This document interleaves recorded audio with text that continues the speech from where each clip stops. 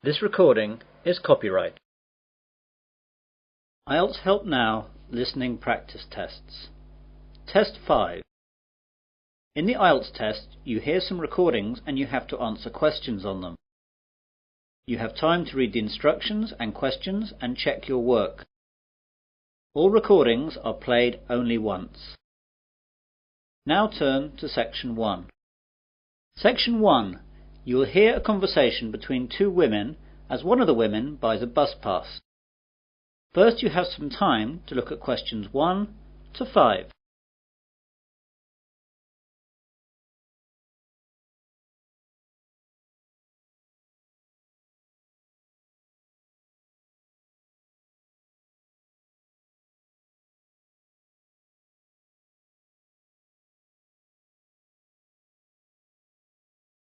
You will see that there is an example.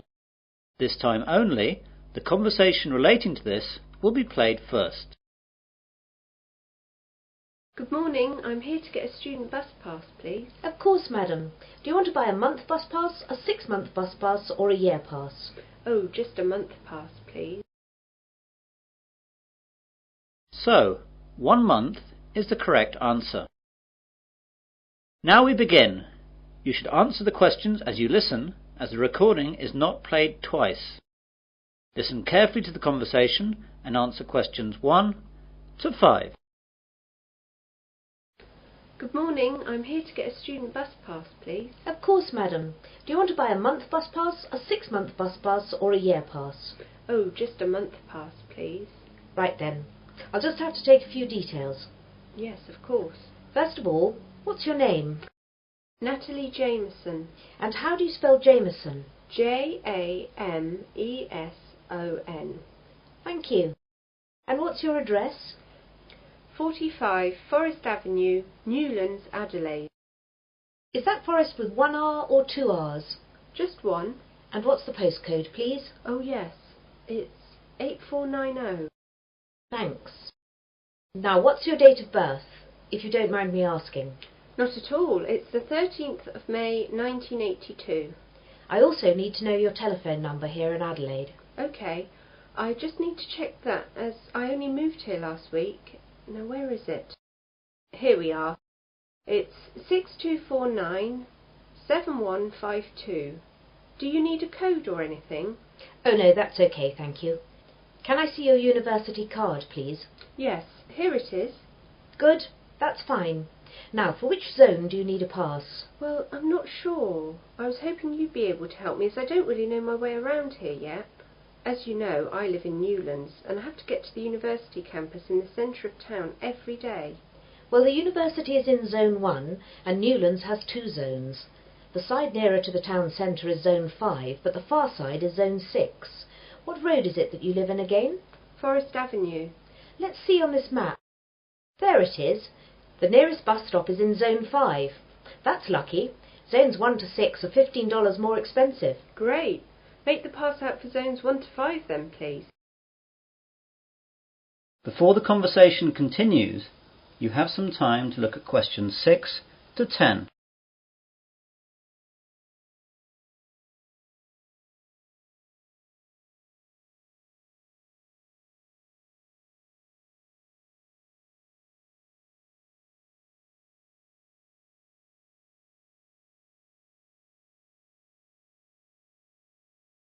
Now listen carefully and answer questions 6 to 10.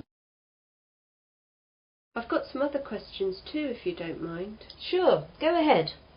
Well, this weekend my friend and I aren't doing anything, so we thought we'd take a trip out of town and visit somewhere new. Does the bus service run any trips like that? Yes, we've got a selection of trips. I'll tell you about some of them. Thanks. Right. The first one goes up to McDonald Nature Park. The bus leaves at 8 o'clock and takes about 2 hours to get there and leaves for the return at 4:30 in the afternoon. Once there, you can walk around the nature trails. It's really nice and the McDonald River runs through there and that's really beautiful, so take a camera with you. Then there's the Pearl Bay trip. The bus leaves at 9 a.m. and goes up the coast to Pearl Bay. How far is that? It's an hour away. Once there, you can walk along the cliffs up to Rocky Point, which has a famous view up the coast. Or you can just lie on the beach and swim. Don't forget to take your swimming gear and a towel. The water's pretty safe there and there are always lifeguards. The bus arrives back in Adelaide at 5 p.m. That sounds nice. What else? Well, there's the Huron Gold Mine. It's just a half-day trip, leaving here at 9:30 a.m. and arriving back at 2 p.m. It only takes half an hour to get there, which is good. It's an old worked-out mine that has changed into a sort of museum. They have all the old equipment, and a guide takes you round some of the tunnels and shows you some of the techniques they used to use. You might even find some gold they missed. Yeah, I could do with that. It's pretty interesting, but the mines can be quite cold, so take a sweater. So how do those three sound? Quite interesting. I really like the idea of going up the coast and spending a day on the beach, but my friend Karen will like the idea of the nature park. I better wait and check out with her what she wants to do before booking. No problem at all. You just need to pop in sometime during the week and we'll make the booking. Thanks very much. You've been very helpful. No problem. See you later. That is the end of section 1. You will now have half a minute to check your answers.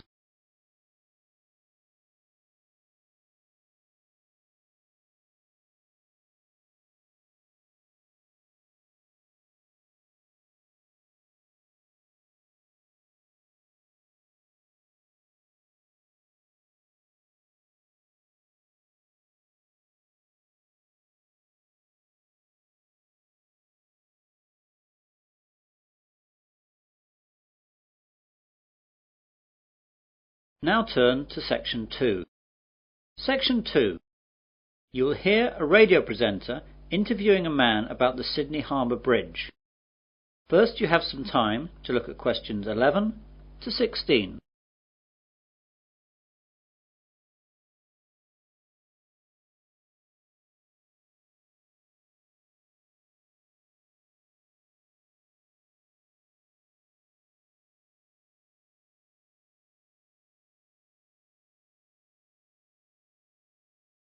Now listen carefully to the interview and answer questions 11 to 16.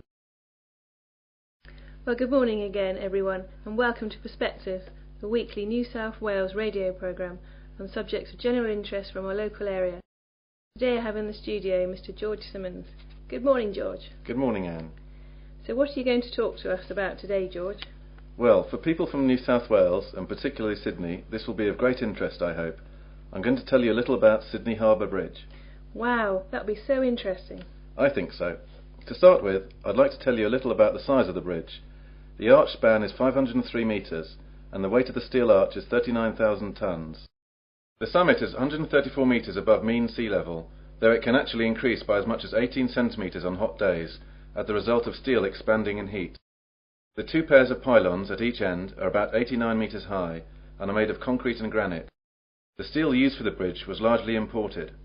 About 79% came from the United Kingdom, but the rest was Australian made. The granite was quarried in Moruya down the coast, and the concrete is also Australian. So most of the steel used to make our great bridge actually came from England? Yes, I'm afraid so. However, the workforce were all Aussie. Thank God for that. When was the bridge actually built? The bridge was opened in 1932, but work first began in 1924, with the construction of the bridge approaches and spans, with two separate teams building the arch on each side, working towards each other. The arch was successfully joined on August the 19th, 1930. I'm afraid that working practices weren't very fair in those days, and the local government demolished 438 homes, which were in the way of the approaches, and as many as 800 families living there were displaced without compensation. The standards of industrial safety were inadequate too. 16 workers died during its construction, mainly from falling off the bridge. I didn't realise that. Yes, the bridge was formally opened on the 19th of March 1932 by the Premier of New South Wales, Mr. Jack Lang. When it was opened, it was the longest single-span steel arch bridge in the world, and it was one of the greatest engineering masterpieces of its time. Several songs were also composed in advance for the occasion, but these have now largely been lost or forgotten. However, 3 postage stamps were issued to commemorate the opening of the bridge, and these still exist. One of these stamps, with a face value of 5 shillings, is now worth several $100s today. You now have some time to look at questions 17 to 20.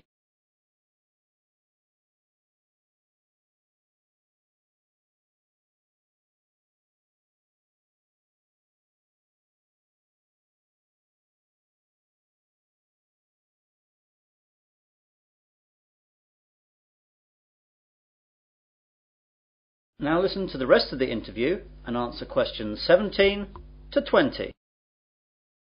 So that's the history of the bridge. Is the bridge still the same today as when it was built? No, it's quite different. The basic structure is the same, of course. Originally, the bridge was constructed to carry a road, 2 sets of tram lines and railways. In 1957, the 2 tram lines were removed when Sydney abolished its trams, thus giving the bridge 2 more traffic lanes. Today it carries 8 traffic lanes, 2 railroad lanes and a footpath along its eastern side. One of the eastern traffic lanes is now a dedicated bus lane. The bridge is often crowded, and in 1992 the harbour tunnel was opened to help carry the traffic load. More than 160,000 vehicles cross the bridge each day.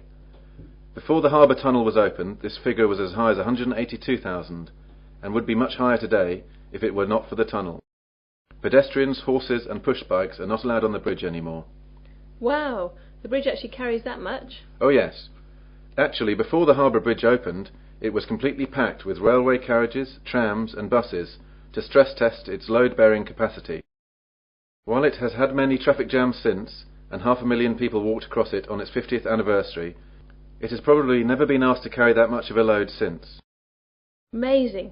And I suppose the toll for crossing the bridge has changed a bit too. I'm afraid so. The initial toll charged for a car was 6 pence, while a horse and rider were charged 3 pence. Today the toll costs $3, but is only charged when travelling to the south as an efficiency measure to speed up traffic flow. That is the end of section 2. You will now have half a minute to check your answers.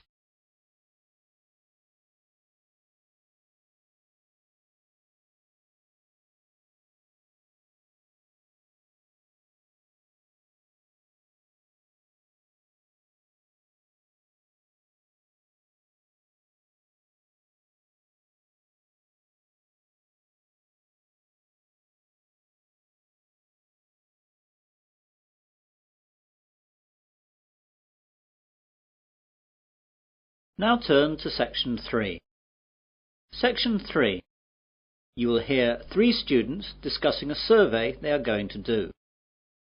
First, you have some time to look at questions 21 to 27.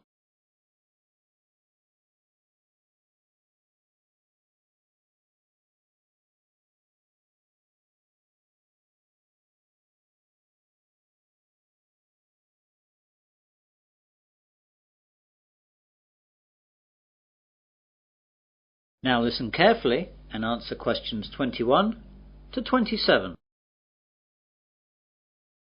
Hi Mel, hi Laura, sorry I'm a bit late. I got held up by the bus, it just didn't come for ages. Don't worry, you're only a couple of minutes behind and we've only just been chatting. Right then, we're here to organise the survey that we're going to do. Mel, you said that you discussed with Professor Donald Walker what type of survey we were going to do. Yes, I spoke to Professor Walker 2 days ago, and I told him that the surveys we were considering were a telephone survey, a street survey and a mail survey. He thought that the phone one would be too expensive for us and the postal one would take too long, so we decided we should do the street one. I think that's right. If we do the street one, then we can get the whole thing done in one day and we can get on with analysing the results. Yes, that's right. Now there are some other things that Professor Walker wanted to know about. How big should the survey be? Well, the ideal figure for a survey such as this should be about 1,000 people, but that will take us about a month to get that many people, and we just don't have that much time. On the other hand, if we just choose 100 people, the survey won't be statistically significant. So what about something in the middle? What about 600? Still too many. That'll take us ages. 400? Let's split the difference and say 500. Okay. And how many questions? If there are too many, we'll just have the same problem. Professor Walker said we should have no more than 10 or people get bored. 10 then? I think even fewer. 8. I think 3 fewer again to make sure we can get the numbers done quickly. OK, I agree with that. I'm not sure, but I suppose so. You now have some time to look at questions 28 to 30.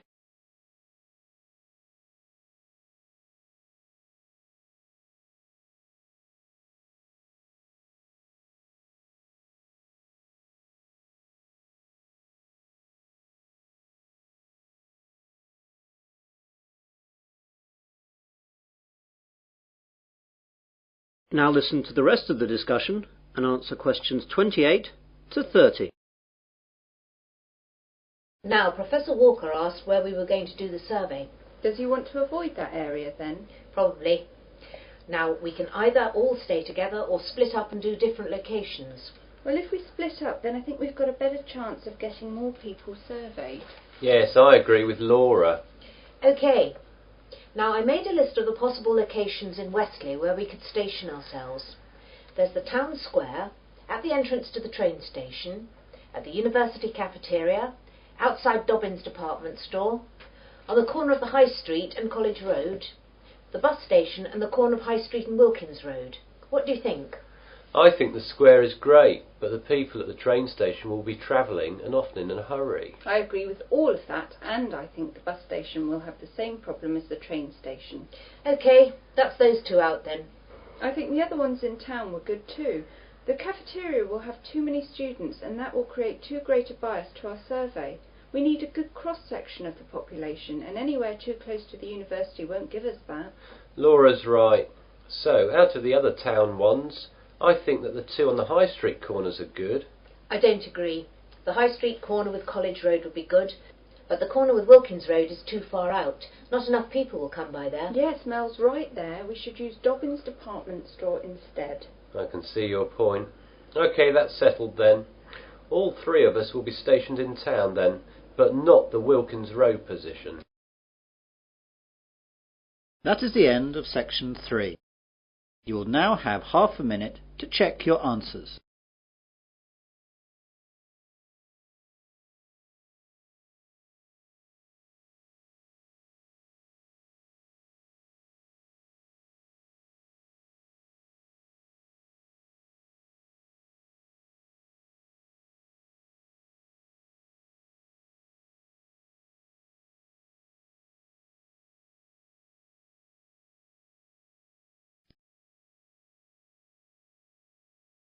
Now turn to section 4. Section 4.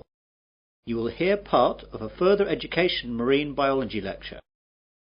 First, you have some time to look at questions 31 to 40.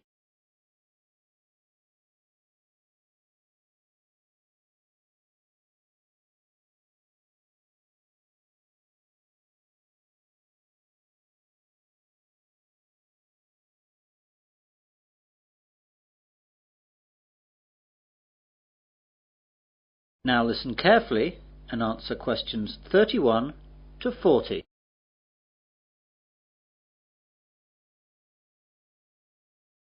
Good morning everyone, and welcome to this further education lecture on marine biology. Today we're going to look at the coelacanth. The discovery of the coelacanth has been compared to finding a dinosaur walking around today over 85 million years after it went extinct.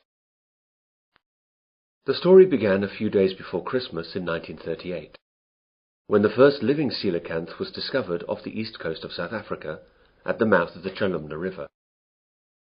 The fish was caught in a shark gill net by Captain Goosen and his crew, who, recognizing the bizarre nature of their catch, alerted the local museum in the small South African town of East London.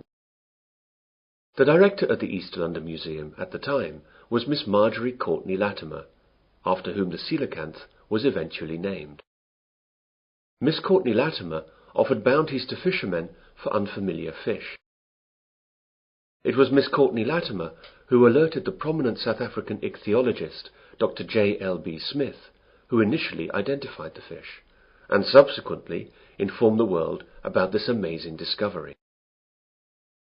This first coelacanth led to the discovery of the first documented population off the remote Comoros Islands between the mainland of Africa and Madagascar. For 60 years, this was presumed to be the only coelacanth population in existence. Originally, it was a concern that the coelacanth might have a very limited range, and that overfishing along the Comoros Islands might wipe it out. However, scientists were amazed when, on July 30th, 1998, an American scientist discovered a coelacanth population in Indonesia. Dr. Mark Erdmann was on a honeymoon trip to the area investigating a coral reef research site when he spotted a strange fish being wheeled into the fish market. He recognized the fish as a coelacanth and snapped a picture before it was sold. Dr. Erdmann's subsequent research revealed that the people from Sulawesi had a name for it: Raja, King of the Sea. The Sulawesi coelacanth colony is about 10,000 kilometers east of where the coelacanths were previously known to occur in the western Indian Ocean. Both Sulawesi and Comoros coelacanths are quite different from all other living fish, but perhaps the most interesting feature of the coelacanth is that it has paired lobed fins, which move in a similar fashion to our arms and legs. Coelacanths also have an extra lobe on their tail and a vertebral column that is not fully developed. They are the only living animal to have a fully functional intercranial joint, a division that separates the ear and brain from the nasal organs and eye, and allows the front part of the head to be lifted when the fish is feeding. The brown Sulawesi coelacanth and the steel blue Comoros coelacanth share these unusual characteristics. The discovery of the coelacanth in 1938 is still considered to be the zoological find of the century. This living fossil comes from a lineage of fish that was thought to have been extinct since the time of the dinosaurs. Coelacanths are known from the fossil record dating back over 360 million years, and peaked in abundance about 240 million years ago. Before 1938, they were believed to have become extinct approximately 80 million years ago, after mysteriously disappearing from the fossil record. How could the coelacanth disappear for over 80 million years, and then turn up alive and well in the 20th century? The answer seems to be that fossil coelacanths appeared to live in environments with clay sedimentation with plenty of volcanic activity. Modern coelacanths, both in the Comoros and Sulawesi, inhabit caves and overhangs in vertical marine reefs at about 200 meters, environments not conducive to fossil creation. In 1991, scientists got a better understanding of the fish when the Comoros got their independence from France, and French restrictions on research were lifted. This allowed scientists to study the fish off the Comoros Islands. As the animal hides in underwater caves some 300 to 700 feet down during the day and comes out at night to feed, diving is not an option, and previously only fishermen specimens had been available for study. But this time the scientists had their own submarine, so they could study the coelacanth in its natural habitat through portholes. That is the end of section 4. You will now have half a minute to check your answers.